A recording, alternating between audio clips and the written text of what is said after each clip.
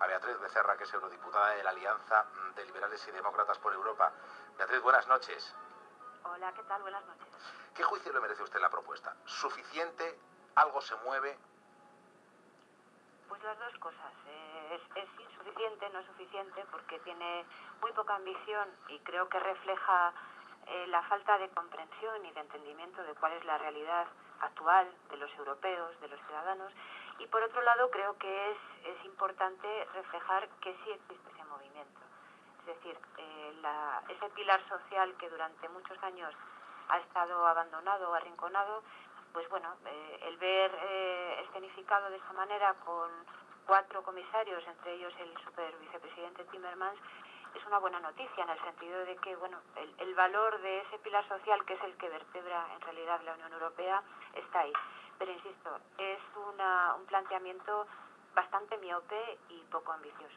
¿Por qué? ¿Por qué cree usted que es poco ambicioso? Porque detrás de la no conciliación hay brecha salarial, hay desigualdad, hay dualidad laboral.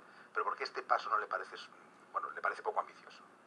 Me parece poco ambicioso porque no aborda el problema fundamental que necesita abordar la Unión Europea para conseguir esos objetivos que se ha planteado hoy desde la Comisión. Es decir, esta directiva, esta propuesta de modificación, lo que se supone que persigue es que, por un lado, que los padres asuman responsabilidades en el cuidado de los hijos y, por otro lado, que crezca la participación de la mujer en el mercado laboral.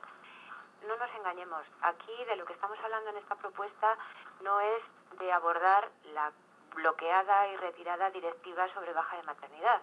Eso no está tratado. Esta es una directiva que estuvo durante 5 años en el cajón del Consejo, es decir, de los Estados miembros, después de haberse aprobado en el Parlamento la propuesta de la Comisión. Y eso es lo que hay que abordar de verdad, porque si queremos transformar la sociedad y abordar el gran problema que es la participación de la mujer en el mercado laboral y el equilibrio en esa asunción conjunta del cuidado de los hijos, tenemos que entrar, de momento, en nombrar a las cosas como es debido. Y aquí estamos mezclando muchos nombres. La gente oye hablar de permisos de paternidad y permisos parentales y cree que es lo mismo. El permiso de paternidad viene a ser, para que nos entendamos, pues como el permiso que tenemos en España por matrimonio. Son unas vacaciones asociadas a la llegada de un hijo. El permiso parental, tal y como lo plantea esta propuesta de la Comisión, viene a ser pues un banco de tiempo para que a lo largo de los 12 primeros años de tu hijo puedas dedicarle unos cuidados y que esté retribuido. Esta es la diferencia, que esté retribuido y que tengas más margen. Pero el verdadero problema, desde el punto de vista de empleo, de las empresas y de los trabajadores, es qué ocurre cuando llega un hijo a una familia. Ese es el momento. Y el determinar claramente, y yo creo que esa es la gran oportunidad que tenemos, determinar que por un lado hablamos de una baja médica laboral para las mujeres que dan a luz, que eso es algo que solamente es asumible y adjudicable a esas mujeres, y por otro lado está la enorme diversidad de familias que hay a las que llega un hijo, que puede ser por nacimiento, por parto, puede ser un hijo biológico, puede ser por adopción, puede ser por gestación subrogada, pueden ser 2 padres, pueden ser 2 madres, puede ser un padre solo.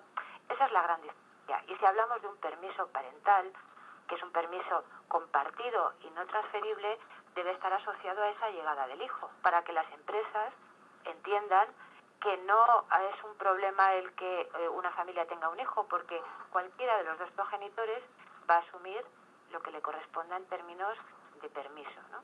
Y eso es lo que yo creo que debemos asumir, pero, insisto, este uso inadecuado de las palabras hace que distorsionemos con supuestos avances sociales a lo que realmente no aborda la esencia.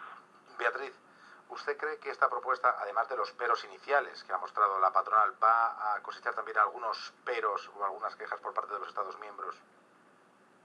Sí, probablemente, entre otras cosas, porque aquí lo que está planteando diferencial para los Estados miembros es, por ejemplo, ese mínimo obligatorio de 10 días de permiso por paternidad. En realidad solo hay 2 Estados miembros que no tienen ningún tipo de permiso. También hay otros como Italia que tiene un día. Entonces eso tiene un coste, obviamente, para las empresas. Y por otro lado, esa ampliación del marco en el que se pueden tomar estos 4 meses de permiso no transferible, el que sea retribuido, Claro que supone un reto porque es una negociación en términos de quién asume ese coste. Y las empresas y los estados, en función de cómo lo negocien, tendrán que asumir ese coste. Lo que significa de verdad un gran cambio desde el punto de vista de cómo abordar esto es que estemos hablando de derechos sociales iguales para todos y marcar unos mínimos y unos estándares. Y ese avanzar en los derechos tiene que venir porque hay un compromiso inequívoco con el bienestar de los ciudadanos. Esa es la clave, porque si algo tiene de importante este movimiento, esta comunicación de hoy de la Comisión, es que Europa necesita afrontar de forma clarísima y determinada la manipulación populista de lo que significa Europa. Y esto es una manera clara de hacerlo, porque la esencia de Europa como tal es el pilar social, son los derechos de los ciudadanos y el acceso igualitario y las oportunidades y, por supuesto, la no discriminación.